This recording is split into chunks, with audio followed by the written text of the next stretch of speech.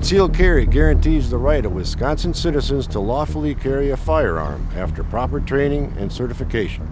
That training should include more than just how to load, hold, and fire a gun.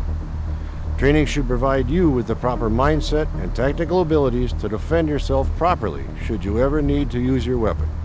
The ability to defend yourself from an attack depends on more than possessing a firearm. There are factors such as reaction time, distance to the threat, and knowing when it is necessary to actually pull the trigger. As a licensed firearm carrier, the first thing you need to know is that there are important restrictions on when you can use your gun in your possession.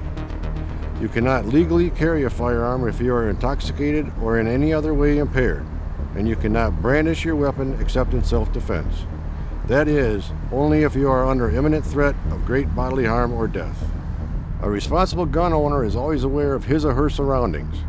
Recognizing a potential threat is key to using your firearm for defense. In potentially hazardous or unfamiliar surroundings, avoid doing things that will distract you from recognizing a threat. Time is the biggest factor in being able to defend yourself, and you usually won't have much time to react.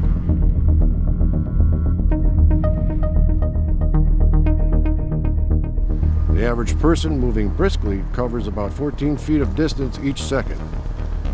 With no distractions, it usually takes about 1/4 of a second for a person to recognize a potential threat and an additional 1/4 second for the mind to tell the body to react. During this time, the threat has moved closer by about 7 feet before you've had time to react. In this scenario, the gun owner first noticed the threat at a distance of 21 feet. By the time he can start to react, the threat is 14 feet away, or about 1 second from making physical contact. A trained professional, like a police officer, needs a full second to pull his weapon, aim, and fire a shot. Without years of training, you will need considerably more time. Recognizing the threat early is key, but there are ways that you can regain the time you need to draw your weapon.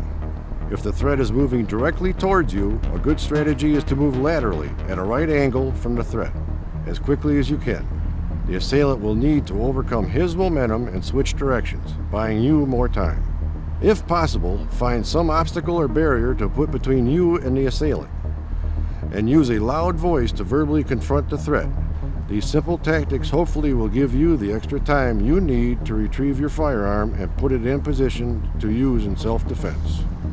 Knowing these basic facts can give you the advantage you need to overcome an attack. At Mad City Firearms Training, we will help you practice these techniques so that you are well prepared.